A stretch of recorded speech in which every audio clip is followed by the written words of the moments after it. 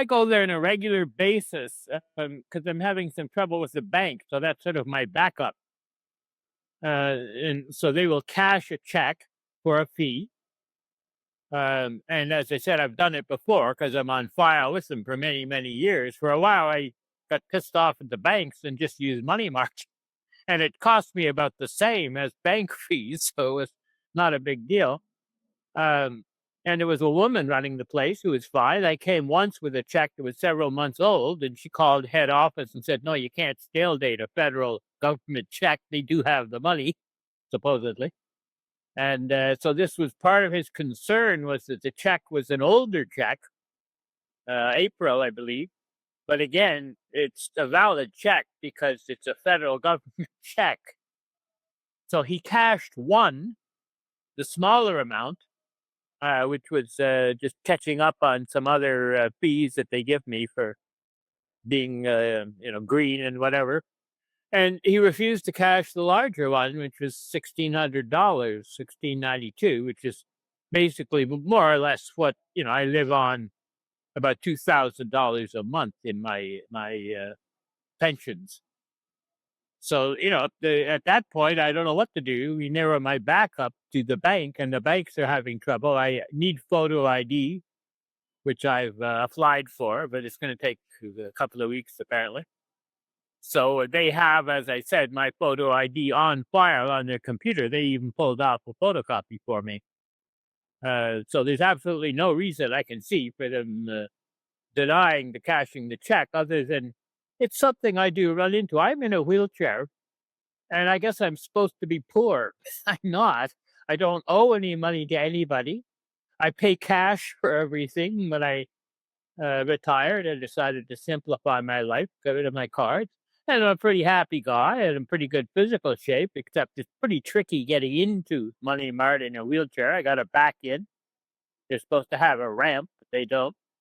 And so I was bringing this to the attention of the head office. It's part of a larger corporation called Dollar Finance Corp, DFC, which is a public company on NASDAQ. And I explained to them that if this goes public, it's going to affect their stock. This is the Canadian head office is in Etobicoke or in Toronto somewhere, and the head office is in U.S. I can't remember which state it's in, but it's all connected, and it's supposed to be, and it looks from the outside to be a cleaner, better run, check cashing and money lending place for the down and outers, let's say, who have trouble with banks. As I said, I just use it as a backup. And so, the issue of trying to get into the place is extremely difficult. And then once I'm in, I take a bus there because taking apart my wheelchair is a pain in the ass. So I go on a bus on a ramp into the bus and I drop me off. But that's 2 buses to get there. And, I can only do sort of 1 or 2 things like that a day in a wheelchair. That's why I use a computer a lot, as we are. And, so I sort of left, what do I do? In fact, I mean, it gets worse because I have a wife in New York City. She's a retiring actress, and she has 2 kids, which I'm going to adopt. One of them already calls me daddy. And they're supposed to all come up here to have a white Christmas, in Ottawa, which usually we get, but we'll see. And this has delayed that. She's stuck in New York City until I get this pension money straightened around.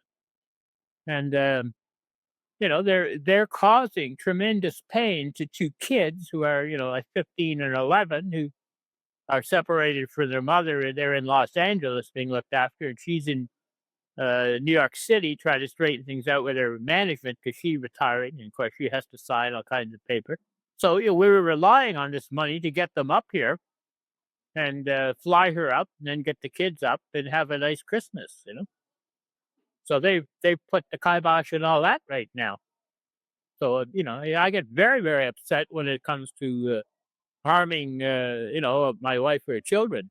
And I tried through the web to get to these people in Toronto and even in head office for Dollar Finance Corp. And nobody's responded to my emails or whatever. So that's why I went to you people. Well, I mean, I think at one point I was talking to bots, and they weren't very helpful with a computer system, and then I got an actual human being who wouldn't tell me where he was, but he was no help either, and he's not connected to the main company. It's just a phone answering system to pat you on the head and tell you isn't that awful. So I was never really connected up with any of the management. And at my age, I'm 78. I worked with presidents and vice presidents in Toronto in the marketing, doing the music side of commercials.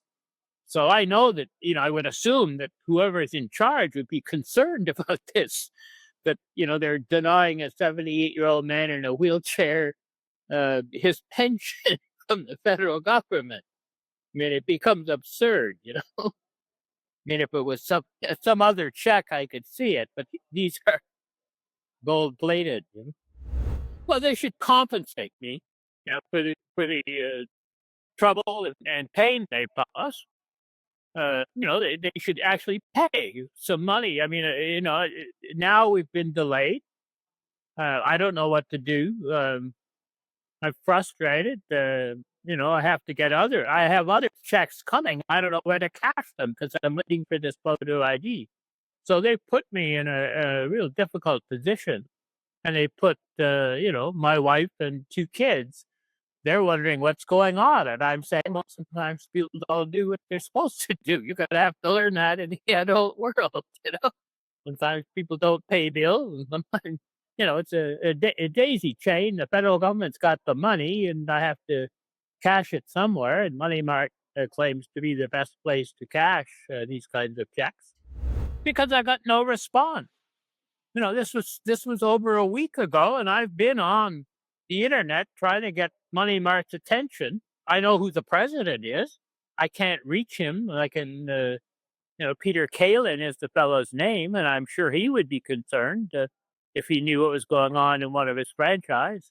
But no response. There's no way to get out of the kind of loop you're in, with customer service, with bots and people from phone services who just tell you, isn't that awful?